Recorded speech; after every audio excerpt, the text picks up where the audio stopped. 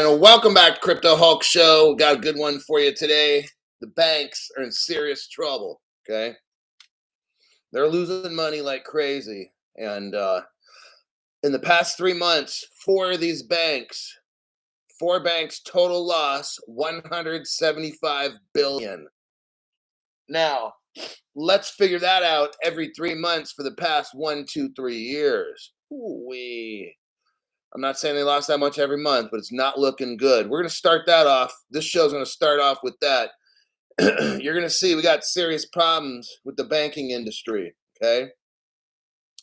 Very serious issues. They're starting to close. They've been closing people's accounts without telling them. I have a friend who has an account, and his bank just notified him that they're closing his account just out of the blue.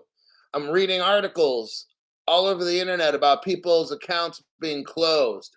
Now, like savings accounts, even where they have, a life savings, and then maybe they haven't touched the account for 2, 3, 4 years. That account just like disappeared. And then the people are trying to get their money. I don't know if they have receipts or don't. It's going to be difficult. But anyhow, that's what I'm. Sean B, thank you very much for that donation to the channel there, buddy. Let's see what we got. Who's the first person here? Let's back it up. Oh, I can't see. Well, I got Zod General, Hulk's Couch, XR Poseidon, and then Sir Cap Dix, Immortal Sarito, and that'll be it. XRP Shaman. Okay. Henry Brown, the faster it comes crashing down, the faster we get rich. That's true. Nasara was supposed to happen at 9/11/2001 at 10:30. Here we are again. Still waiting for it. I don't know what all that stuff is. I don't want to know. I'm fine. I don't need to know. All right. I'm working on something right now. Let me look at my phone to refresh my memory. Somebody sent me something. Captain Caveman, thanks for the informational lies, he says. Thank you for that donation. Henry Brown says, is this bank account closing even legal? Or is it because if we don't hold it, we don't own it, the type of thing? Okay, there's some wordplay going on, okay? There's something called an account holder, which is kind of like you and me. And then the bank calls themselves the account owner, okay? Or however that goes. What it means is the bank owns the actual account, but you hold an account at the bank. Get it? So it's technically their account. Like they own the bank, they own the account. You're just the holder, not the account owner. See how that works? So you'll see sometimes, look at a statement or maybe a quarterly, or if they have to change the terms, whatever it is, you might see something says, dear account holder. Okay, that's you. They are the account owners. So then if something were to happen in the economy, the owner of the account, which is the bank, can then take the money to settle its debts because it's the owner, not just the holder. That's how they rip you off.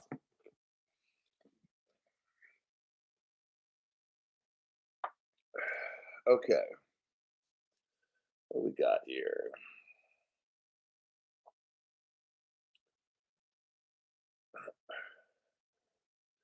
Oh, it's got a new baby on the way.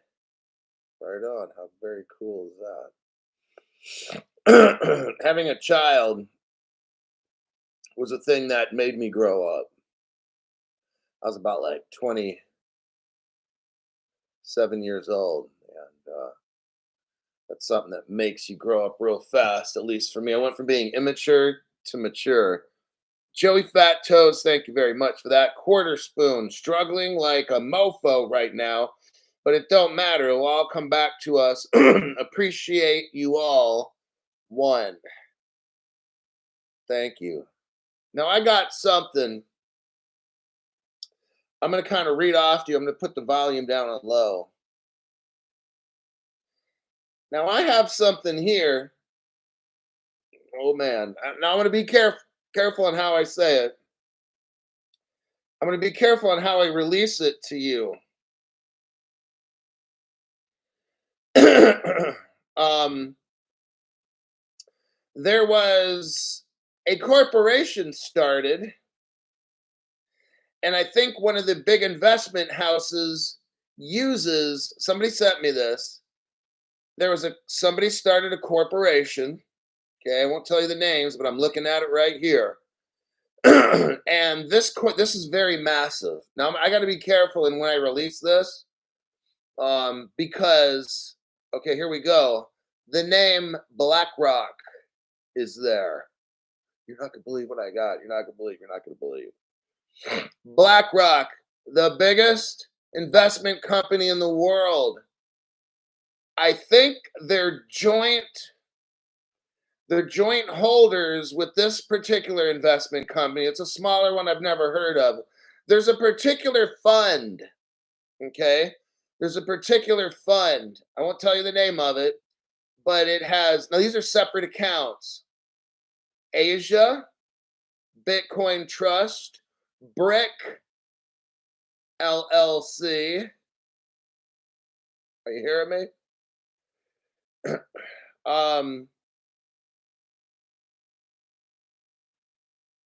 these are trusts, okay? Emerging markets trust here. Ethereum Trust. India. Another India small cap. US ETF. Oh, look here, we have an XRP trust. Guess who's involved in this? I won't say the name. BlackRock. Oops, I just did it.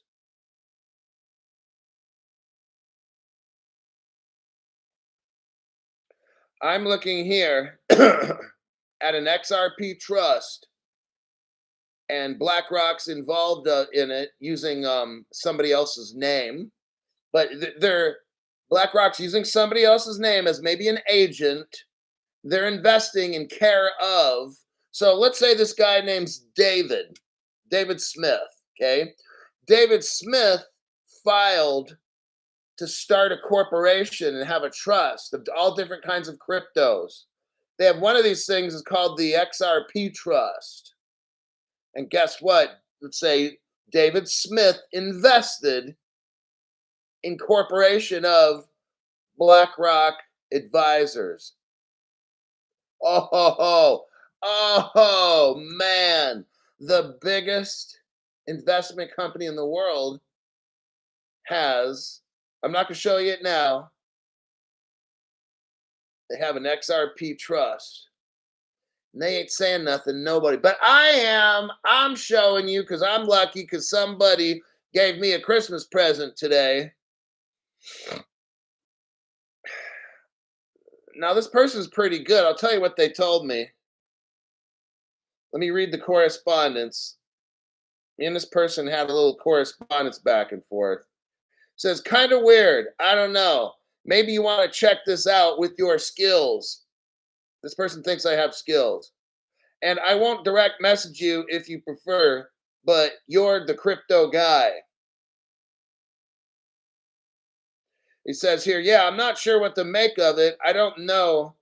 I don't have your kind of background and corporations and shit like this. It's not in my forte at all. But I find it interesting because BlackRock hasn't mentioned XRP publicly. I've only heard them publicly talk about Bitcoin. Then they sent me just what I showed you.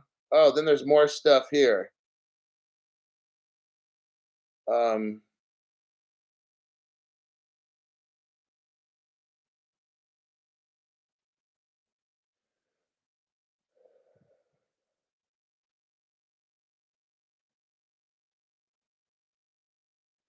So it might be a fake kind of a trust thing. We don't know. Um, I will have to decide whether to put it on my show or not.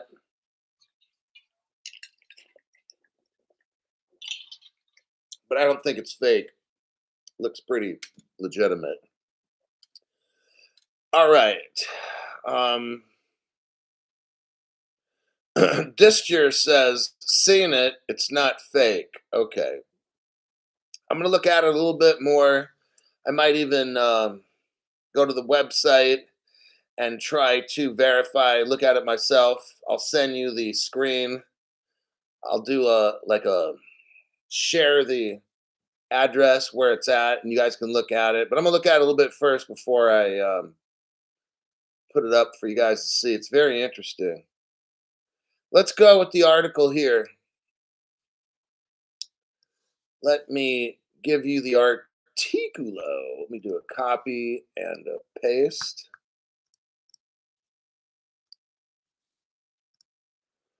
Okay, right there. Let's look at this. This is from the Daily Hodl. $174 billion. $174 billion in deposit flight hits the US banks in 3 months as the S&P Global declares the banking industry is gradually shrinking.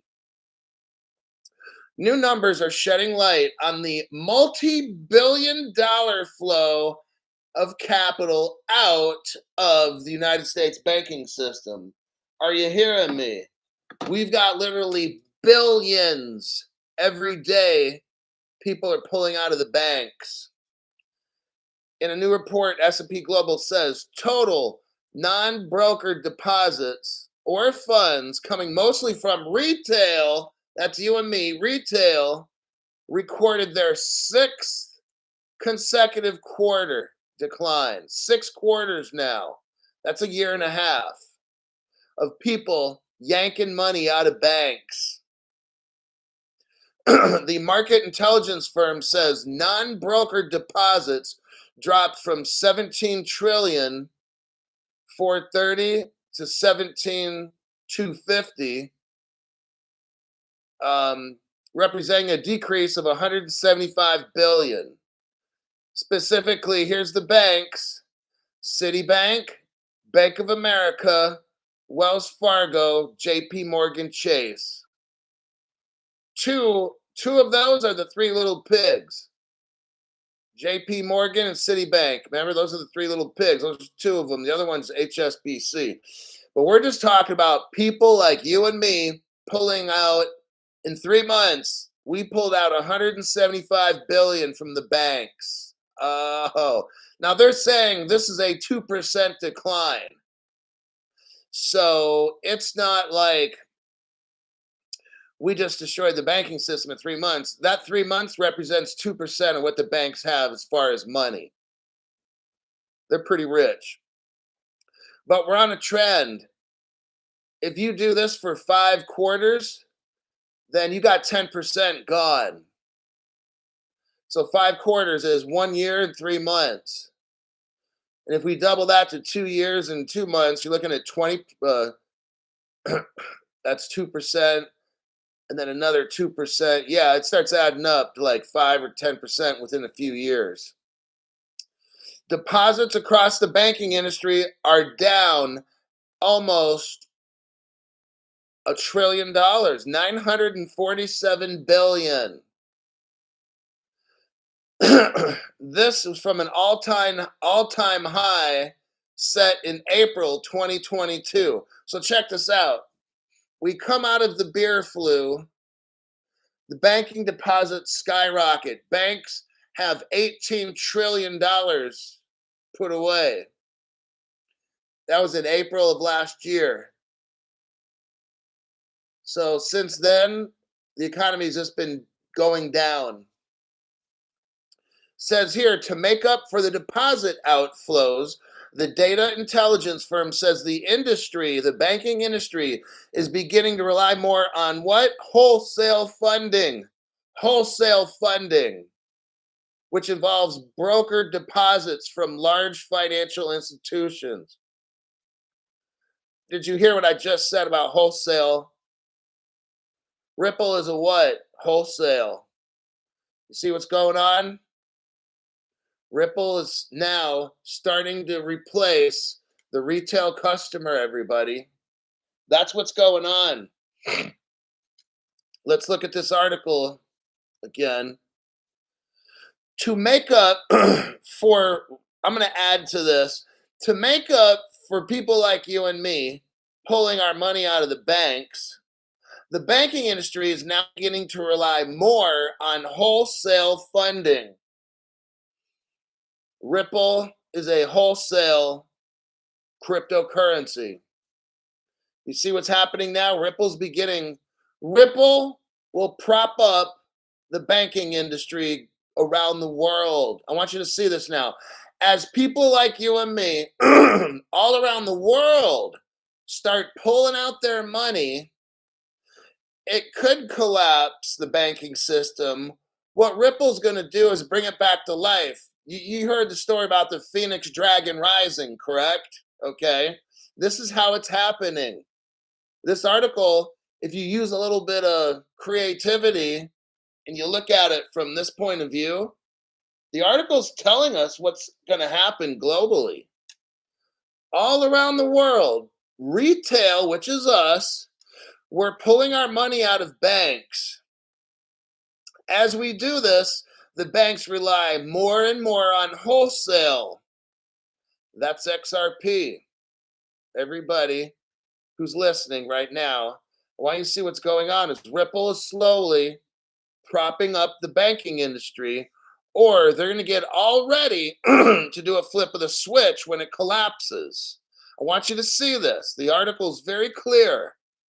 It tells us the banking industry is beginning to rely more on wholesale funding. That is your XRP, everybody.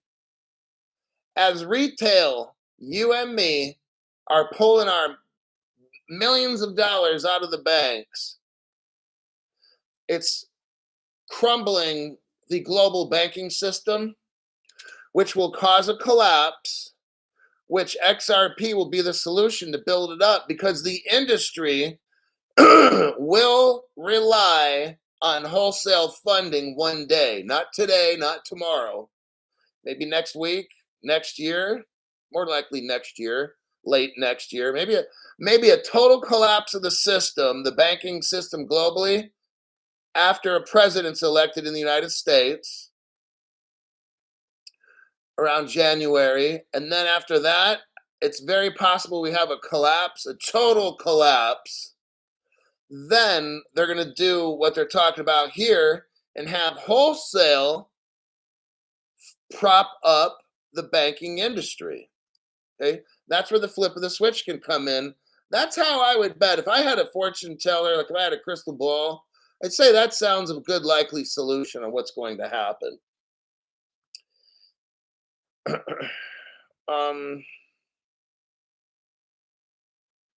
me take a look here at the comments. My Moist Ripple, thanks for everything you do. Been listening for almost a year. Was finally able to be a member. God bless. Sal Arena. That's a name for a while. Remember that name. God bless you, brother. Stephen Morris says, if you have an open line, I can call and bore you with political stuff. I bet you could. So let's get back at the article. During the last year, brokered deposits plus total borrowings have more than doubled at Bank of America, Wells Fargo, and Chase. The increase is 30%. Bucking the trend within the Big Four is Citibank, with 10% yearly decrease. Okay. It says here banks are also depending on loans and leases to shore up their balance sheet. The shift in strategy comes as the total assets held across the banking industry continue to drop. So banks are getting rid of assets. That information is taking place as the industry gradually shrinks. Total assets for US commercial banks are 23 trillion, and that's down 2% from June. That's all I'm going to read with this article right there. Very interesting. Let me check some comments here. Drink some water.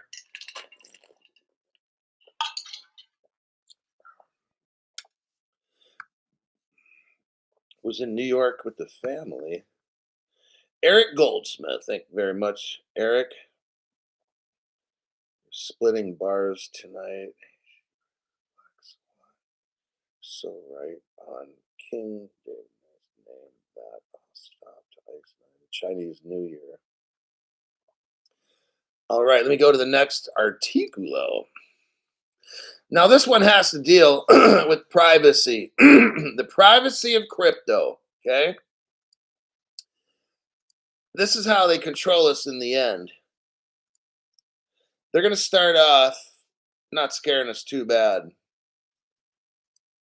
From what I've seen the last year, the last 2 years, these governments doing, especially in America, it's in Canada and all the government spying on people, shutting down bank accounts. Canadian government shuts down the truckers' bank accounts and people that support it. Unbelievable communist stuff going on in these countries. The title of this article says, Could Big Brother, European Union digital identity laws impact digital euro privacy claims? Of course it will. On Thursday, the European Union Council and the Parliament reached a provisional agreement on a new framework. Here we go. A new framework for a European digital identity known as EIDAS 2.0. A key part of the new legislation is to provide digital wallets. The government will provide your digital wallet linked to national digital identities. They are tracking us, everybody. And now we will have to have a digital ID wherever we go. Probably do a facial scan, fingerprint, an iris check, voice analysis. We'll speak into a microphone so they can verify it's you. Oh, yeah.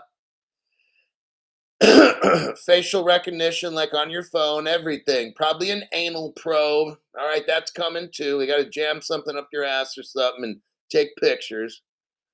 However, more than 500 cybersecurity and privacy specialists signed a letter objecting to the draft law shortly before signature. So now people in the industry are worried. They're worried that the European Union government has this biological tracking, all kinds of tracking people. And now people, the technology people, like, hey, this is not good. It's not good at all. With these digital wallets and all the digital identity stuff. Oh, man. Let's read here. The letters assert that the legislation would enable a single government to snoop on all the European Union citizens' web browsing, and the wallet lacks an important privacy safeguard. Of course it does.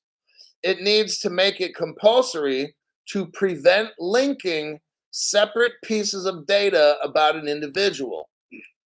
What this wallet, what the European government tried to do is slip legislation out there so they can spy on everybody.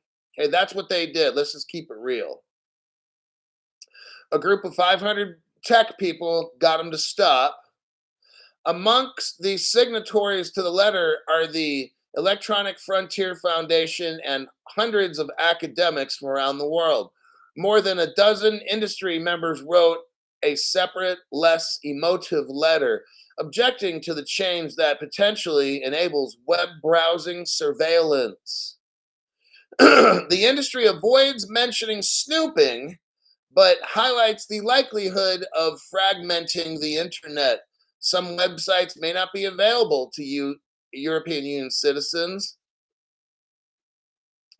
like Mozilla, Cisco, Cloudflare, the Linux.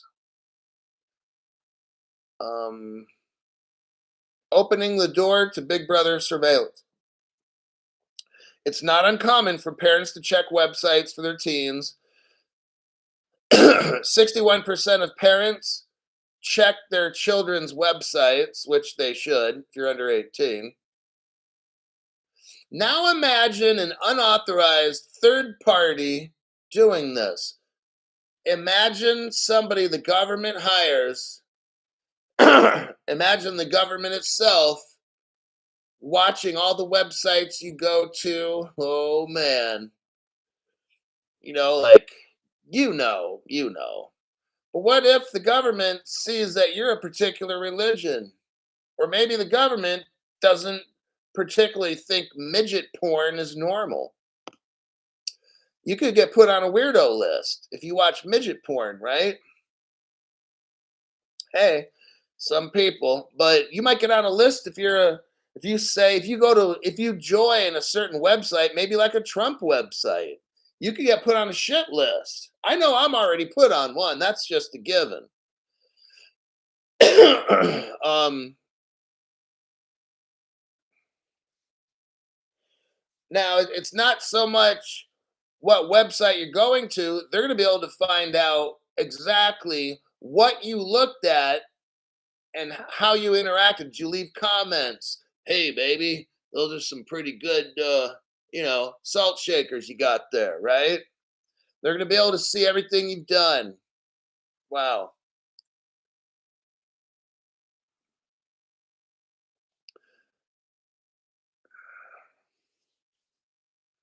It says, and they're not going to just snoop on their own citizens, but on any person using a browser. If the EU passes the legislation as currently drafted, that will result in European Union citizens having to download special web browsers so that it makes it easy for their government to spy on them. Oh God, this is not looking good for humanity, is it? Just you got the banks failing. You got the government wanting to watch everything we do and log and keep. They want to do it legally. See, now they're supposed to have like a permit, like from a judge, an affidavit, and all that. Reasonable suspicion. Now they're just gonna watch. They're just gonna watch you whenever they want. um, when you visit a website, the padlock in the browser's address bar indicates it's encrypted using security certificates. And they'll have access to all your bank details, how much money you got, what you spend your money on. Oh man, see?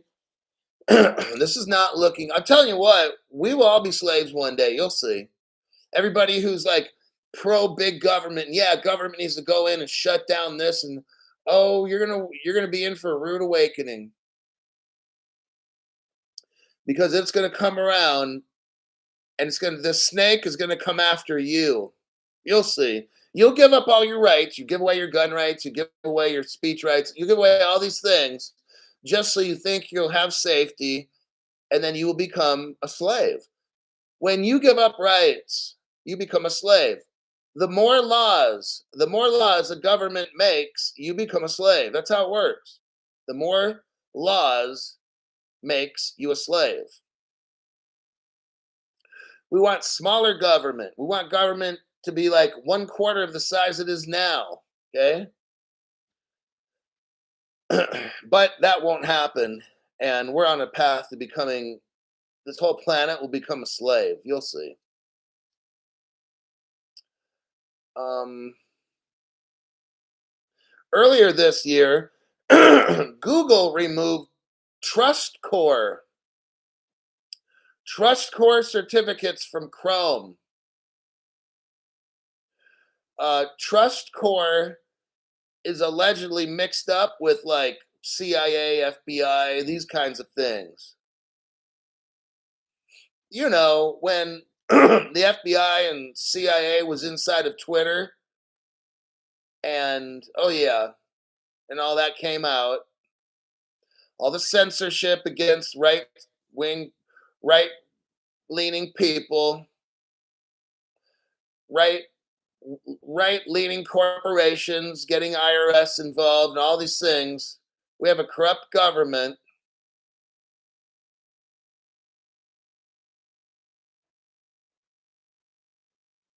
Okay. I'm not going to read any more of this article. It's just they're going to the government is going to try as much as they can to control every aspect of our life. Eventually down the road that's what happens, but I just wanted to show you this so you can be prepared. Maybe you can delay it for a long time by making actions ahead of time. I'm on a bunch of shit list. It says XRP shaman. How far are they willing to go? They could also track your phone location.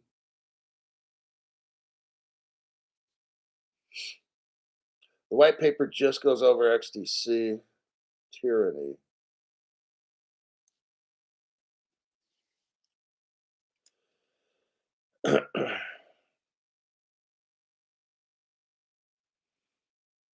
Drug dealers are screwed. Oh, yeah. Next article. Oh. This article here next is going to be about the recession that's coming. And they're saying it's going to start this year, right near the end. And I kind of had a feeling on that. The whole 2024 is going to be a recession. And then 25, when we get a new president, somewhere around spring, summer, we come out of it at that point. Because they're going to have to release the X cryptos. All right, let's look at this. We kind of know this is happening. Recession. The stars continue to align. The often forecasted recession has not yet appeared. Has it been avoided? A look at the growing evidence leads us to conclude that the recession is coming. We suspect that when the NBER gets around to dating it, this quarter four will mark its beginning. Quarter four, October, November, and December. So they're predicting definitely before the end of the year, the recession is officially on. It shows a chart here about how healthcare is declining. The earnings expectations in healthcare are way down, along with materials, industrials, consumer spending, like how much money you and me have to like spend, it's down quite a bit. S&P, real estate, and financials. Okay. The first evidence of this showed up in the recent employment data, and consumers are just starting to adjust after a spending spree with free money doled out by Uncle Sam in 2021 and 2022. Credit card balances are now at record levels. Delinquencies are going up. Earning expectations for the retail sector are being cut. And stock analysts have been cutting their earnings forecast. Banks have cut back on staff. I know I went to the bank the other day. They had one teller, one. And then another employee was in the investment area. And there might have been one other person in the back in the investment area. Three people in the whole bank. I waited like 18 minutes to cash a check. Unreal. Banks have cut back on staff and restricted lending both to consumers and business. Housing affordability is at a 35-year low because of high prices. So basically, it was really bad 35 years ago. And that's what it's showing here 35 years ago. So 2023, 13, 2003, 93. Damn, right around 1988, like when I graduated and shit. That's a long fucking time ago. Wow.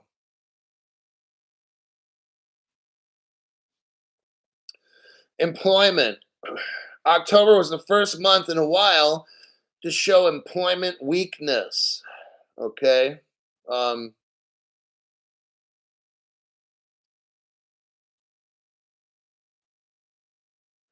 we lost about 350,000 jobs. The unemployment rate went up.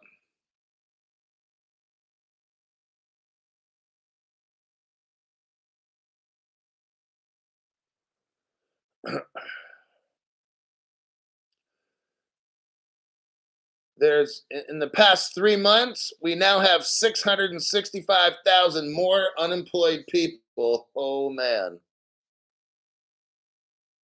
We have a near record 8.4 million people. The number of multiple job holders. So now people have to have more than one job. That's 8.4 million Americans now have like more than one job just to live. I know a lot of people like that.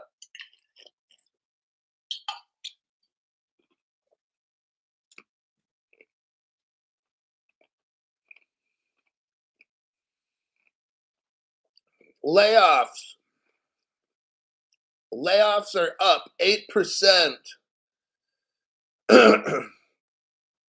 Hiring announcements are down 85%. It says negative 85%, not 8.5, 85% down. Retail seasonal hiring is the lowest since 2008. That means, people hiring for Halloween, like the Halloween store, people hiring for Christmas and stuff. That is its lowest since 2008 when we had a recession. This is not looking good. I'm just letting you know. It's all moving in the direction that we want. Remember, we have to have the system collapse. I hope you're ready. Let me look through here.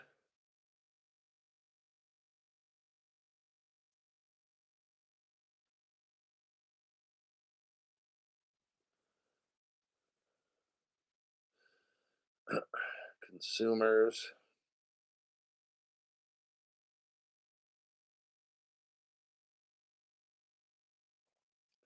The free money is over, it says, like the government's not giving out any more money.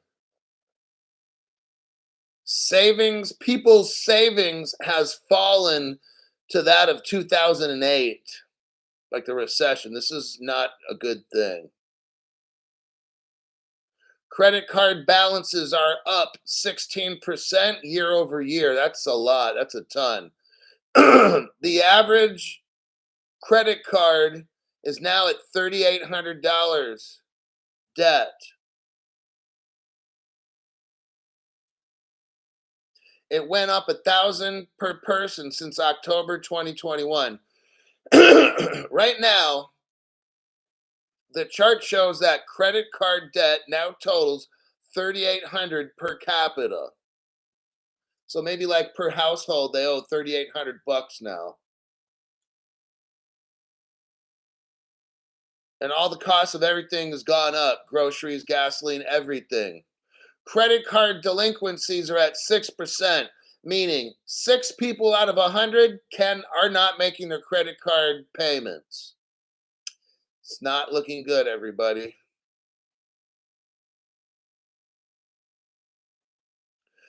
Credit card are charging 20+% interest rates. It's crazy. Some of these cards are charging 30% interest rates.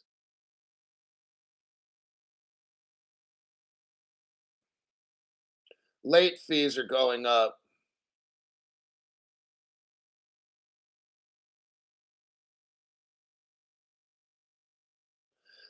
With businesses, hold on.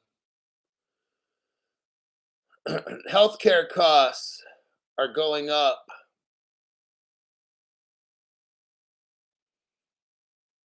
Banking. The banks are shrinking, it says here. See, banks make money by giving loans.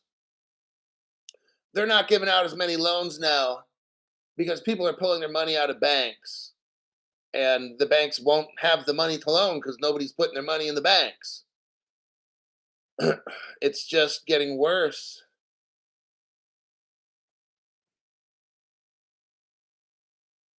The banks are just not loaning the money.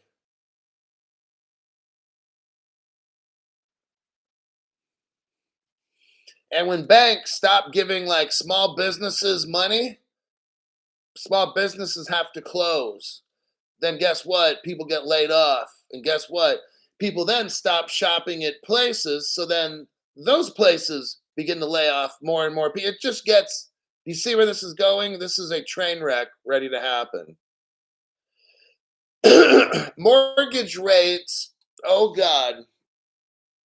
Now to buy a house, mortgage rates are at 8%. It hasn't been that high since the 1980s. Jimmy Carter, he was a Democrat when Ronald Reagan took over in 1980. In 1980, our country was a mess. The Democrats completely destroyed the country. We're seeing that right now. It's the same thing. Right now, mortgage rates are where they were like back in 1980, like really high. And they're expected to go higher. Oh God, that's not good. Inflation. Remember all the money printing? We are now at the fastest pace of inflation since 1949. We're looking at inflation levels when we had World War II. They were printing the money and printing the money back in World War II. We're talking 75 years ago. This is all bad. That we are watching a destruction, at least, of the American economy as we see it.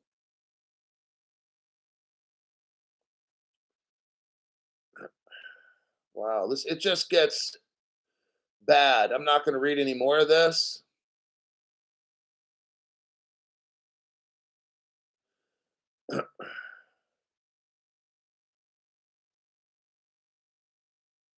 It says here we also believe the start of the recession is in quarter 4, like right now. Right now, they're saying the recession is starting, and definitely before December ends, we will officially be in a recession, everybody. So that's what we have here.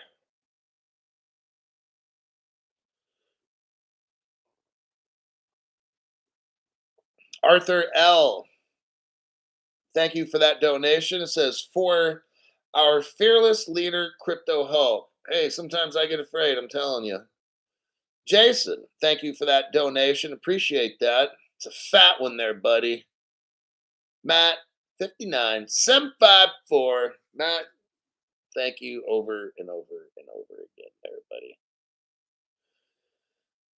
everybody. Now, look,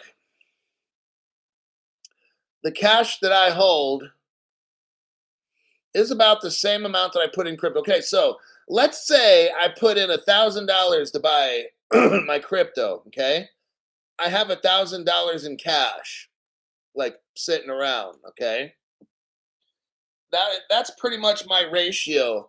The amount of cash that I spent originally to buy my crypto, all of it is I've got cash sitting around that's equal to that. Now, gold, I have seven times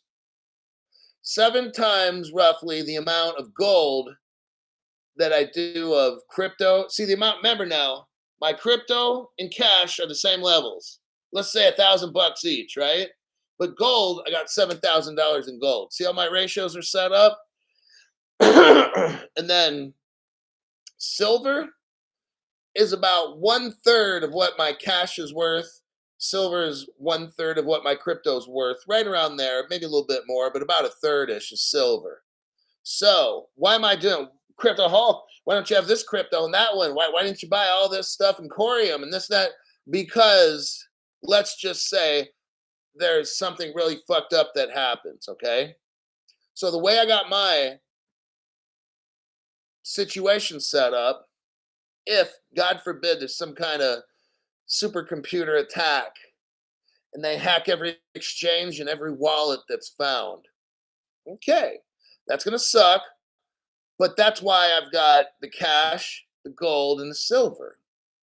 So at least I'm going to have something. I could buy a house. When that shit goes up, I'll be able to just buy a house in cash with gold or whatever and own it outright. Or I could lease, I could stake my gold and earn interest on it and give out loans. So these are all things I'll be considering. I don't know exactly what I'm going to do. But if gold goes like 3 times the amount, well, it'd have to hit about 4 to 5 times. If gold goes like 8 to 10,000 an ounce, I could buy a house, something pretty decent. And because like if all else fails, if all my crypto's gone, at least I know I can buy a pretty cool house in California. Nothing like lifestyle of the rich and famous, but something something nice, in a suburb area where there's not a lot of crackheads running around and shit. Something decent, you know. So that's kind of how I have it set up. I want you to kind of do something similar to that. Don't put all your money into crypto because if there's some kind of an attack, a cyber attack, artificial intelligence, quantum computer zaps and takes your shit, you're fucking broke. Okay. I've got the gold and silver and the cash. So at least I'm going to have something. All right. Which is better than nothing. I want you to do that. Don't just do this. Well, I'm going to be crypto rich and live off ramen noodles. No, because if your crypto gets stolen, you're going to be fucking broke. All right. So that's kind of what I got going over here. Currently, the silver to gold ratio is 87-1. So the play is buy silver now and convert it to gold when the ratio is worth much more in line with geology. Glad I bought my house a decade ago with a sub 3% mortgage in Los Angeles. Now, my house, I bought it like 5 years ago. I refinanced once a year for the first 3 years. My mortgage rate is like 1.75%. Winning. So basically, I got a mortgage payment that's so low. Now, I got homeowners' dues and stuff, but I'm basically not paying any interest on my loan. So it's so minimal, like 1.75%. I actually dropped my house payment $800 by refinancing it 3 times. So now the monthly payment is $800 less than what it used to be.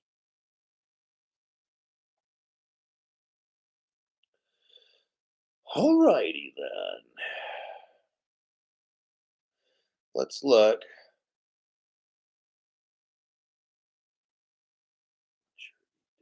So heading to the teens. Last article. This is our last one, everybody. It's a little short program today. Well, I don't know about that. It's 48 minutes. Not really short, but okay. Let me get you this article. I want you to take a look. JP Morgan and Citibank, the two little pigs. Right chair. All right. I work out of the apartment. I have a business. And then I'm kind of doing some other personal things. So I have an apartment and a condo, and I don't really want to get into explaining all my personal business. So here's the article title. JP Morgan Chase and Citibank. I mean, I've done some shows from the condo when I had my back surgery and then when it was snowing, right around, I think it was March or February. I lived in the condo for about 4 or 5 days and did shows on the bottom floor. So I showed you guys the place. JP Morgan Chase and Citibank, are abruptly terminating accounts, triggering chaos and confusion for customers. Let's look into this. A new report is calling out JP Morgan and Chase Citibank and the United States banking system at large for kicking loyal customers to the curb in a systemic exiting process. Something is going on. Nearly 200 former Chase customers have sent complaints to the New York Times stating their account was wrongfully terminated, triggering financial chaos and confusion. The account terminations are due in part to a sweeping bureaucratic security process that's supposed to thwart criminals and stop fraud, terrorism, money laundering, and human trafficking. But the closures are placing honest people and businesses in dire financial straits, with banks often taking weeks to send account balances after termination. And although abrupt account closures appear to be on the rise, banks are not required to report details on how many accounts are being shut down or how often they make a mistake. Oh, brilliant. You hear this? So now the banks are taking people's money, holding it, making mistakes, which could cost people their homes. The bank doesn't want to, the bank takes your account and 3 weeks later they give you your money. I don't know a lot of people that have 3 weeks worth of money sitting around to make house payments and stuff, right? Especially if you got a $6,000 a month house payment or something, $4,000 a month. Like, you would need to have at least that much sitting in cash. Let's go on. JP Morgan Chase spokesperson says the bank is following the law and so-called de-risking shutdowns are typically justified. Says here, we act in accordance with our compliance program, consistent with our regulatory obligations. We know that can be frustrating to clients, but we must follow these obligations. That is the biggest dumb shit I've ever fucking heard. The vast majority of closures are correct. The vast majority. Oh, so now they're just saying that the vast majority. Well, what's a majority? What does vast majority mean? Let's say out of 100 people, a vast majority. Well, first off, that doesn't mean anything. You know what that is? It's a non-answer response. I'm not going to say it's a non-answer answer because it's not a fucking answer. It's a non-answer response to a question or a statement, okay? The vast majority are correct. Well, what does that mean? Like you kick 1 million people out of their bank accounts and the vast majority would be to you, like out of 1 million, what, 600,000 are done correctly? The other 400,000 are mistakes, right? So out of 1 million people who lost their homes, 400,000 of it was due to mistakes. Sorry, 400,000 people out of 1 million. Hey, yeah, we kind of messed up, but hey, we're just doing our job. Like, hey, I'm going to go over there. I'm going to grab a tire iron out of the trunk, come in there and break your fucking head open. But hey, I'm just following procedure, right? Okay. Wait till somebody tries something like that. They lose a house and they go in and start taking out everybody in the bank. Now we're going to have an issue, aren't we? JP Morgan is also accused of exiling customers due to their religious or political beliefs. Oh, really? Back in May, attorney generals in 19 states sent a letter to the bank's CEO, Jamie Dimon, stating that the financial giant has violated its own policies on equality when shuttering accounts. The Times also calls out Citibank and interviews Caroline Potter, a former customer whose account was abruptly closed for no apparent reason. Potter suspects it's because her husband's company was acquired by an organization in the cannabis industry. But to this day, the bank will not give her an explanation. That should be illegal, okay? It felt like there was this secretive department at the bank, and anyone who wasn't in that department didn't even know about it. Citibank says it will not comment on the case. A sweeping report from Reuters shows banks are submitting suspicious activity reports, those are SARs, to the government at a rising rate. Banks are not required to tell customers if they filed an SAR, suspicious activity report. Now they're not required to tell the customers. What if it costs? I think I'm going to ask. I think I'm going to go to my bank and say, I want to know. I know you don't make it a habit of telling customers. I want to know if a suspicious activity report has been filed on my account. I have a right to know since I'm the account holder. I want to see what their fucking answer is going to be if I have to backhand somebody in the fucking bank, right? I'm going to take my shoe off and stuff it up their ass. According to the Banking Institute, only 4% of SARs submitted by banks to law enforcement result in a follow-up. An extremely small fraction of follow-ups result in arrests and convictions. So basically, check this out, everybody. The bank files a suspicious activity report on you. They shut your account down. Guess what? 4% of those suspicious activity reports, only 4% result in law enforcement coming in looking around. They're going to shut 96% of those suspicious activity reports go nowhere with law enforcement. They may shut your account down. 96%. If you get your account shut down, law enforcement's not showing up because you probably didn't do anything wrong. The bank fucked up, and now you just lost your bank account, and God knows whatever. You couldn't make your car payment. Maybe you needed a surgery.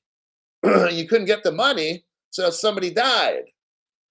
Oh, sorry, says Citibank. We're just following policy. Well, I got a policy of my own. You're not going to fucking like when I bring that policy, will you? Maybe it might involve a baseball bat and maybe a little bit of, like Eminem says, a handful of matches and a can of gas, right? Okay. I'm just repeating what the song said. So, Jim Mulligan, thank you very much for that donation.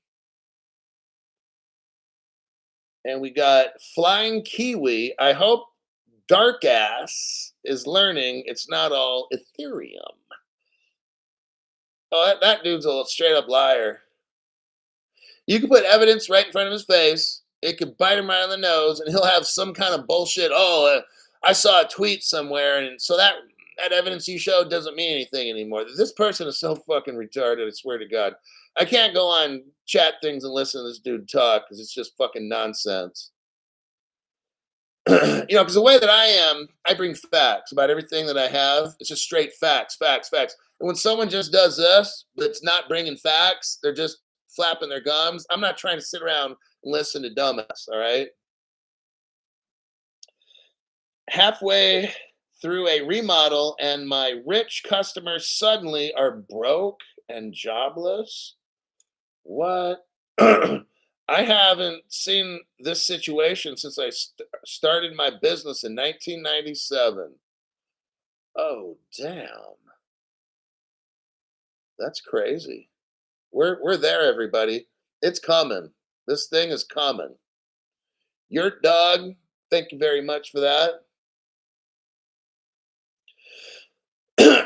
Derek Crook says, I see BitBoy is posting again.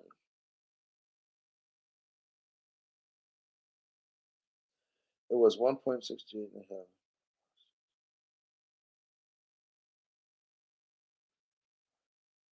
Sorry, real estate agents, your life is about to change. Smart contracts. Yep. I called that 3 years ago. I had a real estate agent that I was dealing with 3.5 years ago, even, and I knew about all the stuff that's going to transpire with smart contracts and shit before Ripple even made an announcement. Like I picked up crypto pretty quick. I learned a lot in 2 months and started a show. So I told my real estate agent when I bought my house.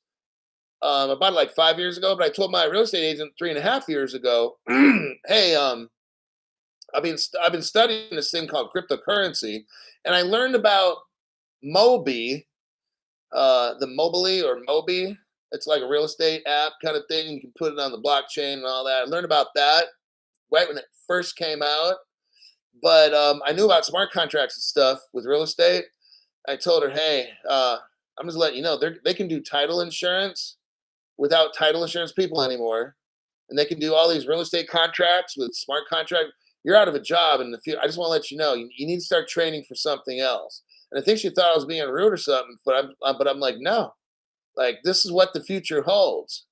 But she'll find out in about a year from now because she'll be devastated. She'll be destroyed. Okay, 1 year from today, pretty much. Let's see what the situation is. It's not going to be good.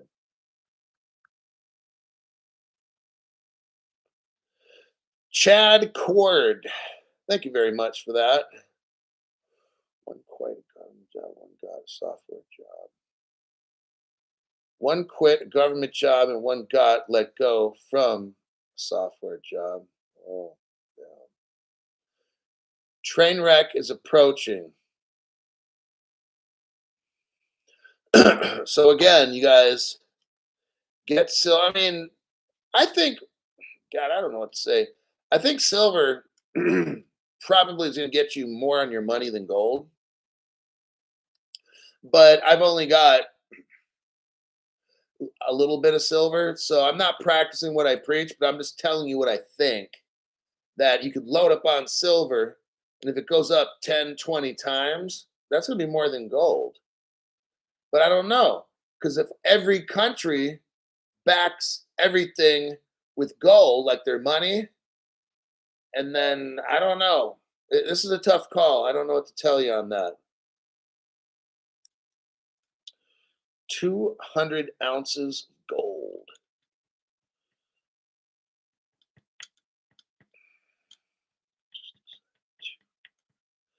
Yeah. So, all right then. That'll conclude today's show. I just wanted to show you we had like 2 articles about banks, and it's not looking good. And I read list of ways, a long list of evidence on many different areas in our economy that's in decline. The indication is pretty evident we're imminently going to be in a recession in the next 30 days, officially.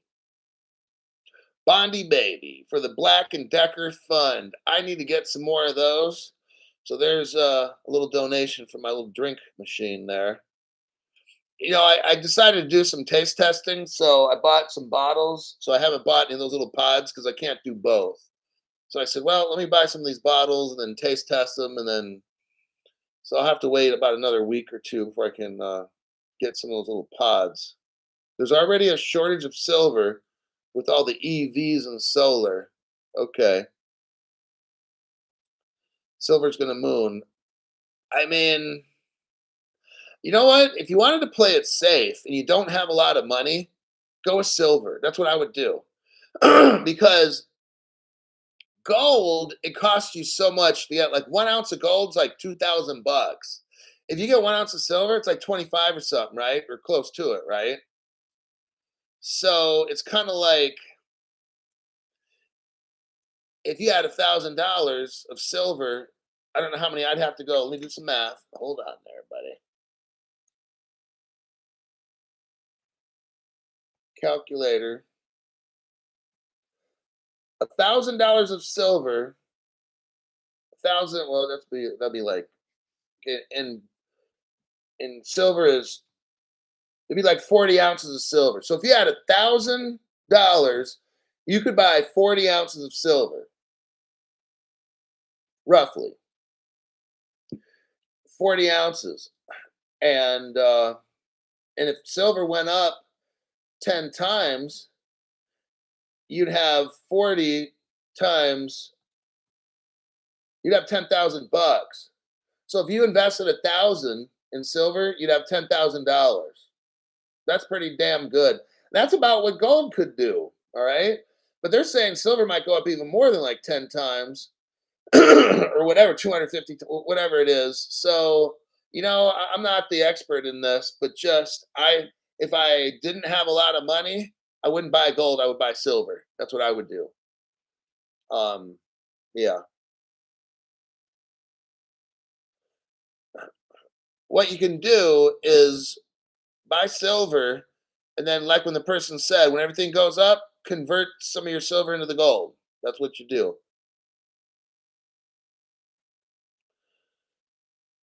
Buy some smaller silver in the gram form. Better to barter with 1 ounce of coin versus bars. Yeah, I think that's it. You need physical silver. Yes. Like this. Hold on. That's silver right here. 1 ounce of silver.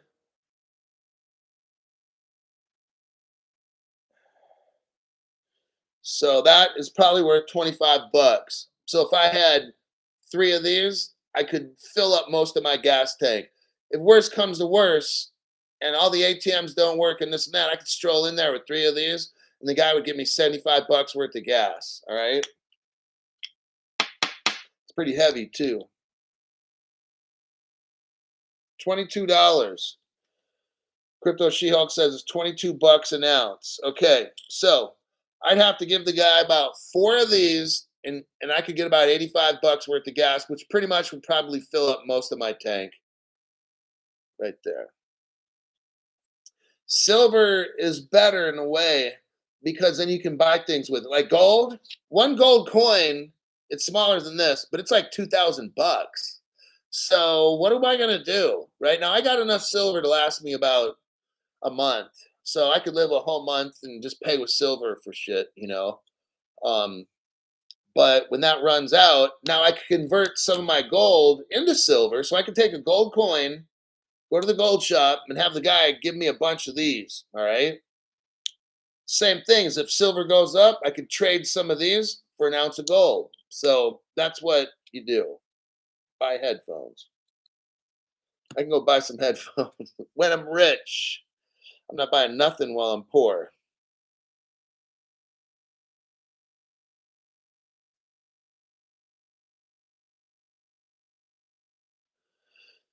Hopefully silver goes up. Oh, it will. All this stuff.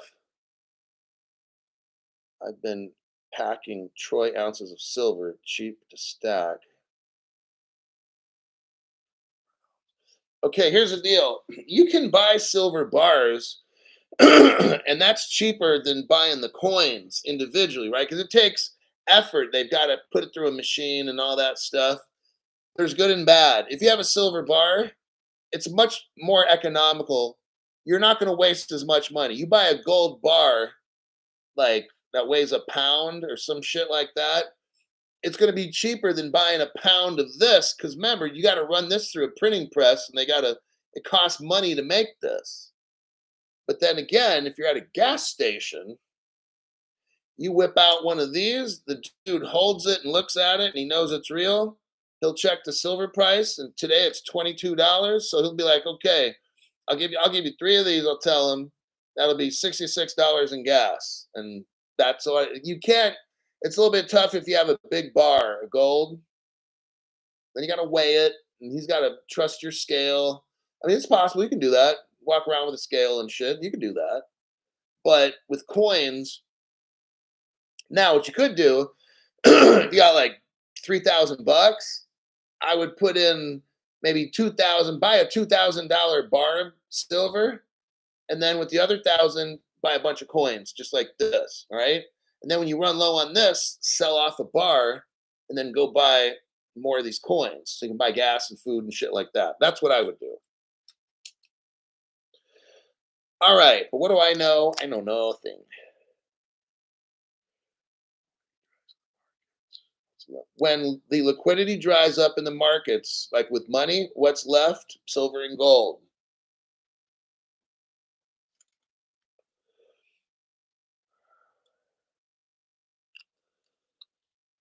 I think that'll be it. Vitorino. Jason Vitorino. Do you think we're going to get more trading volume? um, Eagle coins. That's what I've been buying.